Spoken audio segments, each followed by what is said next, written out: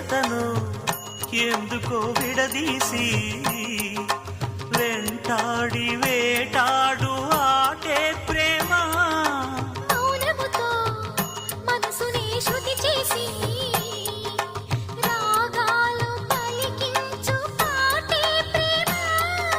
శాశ్వత చరితల ఈ ప్రేమ మృత్యు ఎరగని చిరునామా. శ్వాసను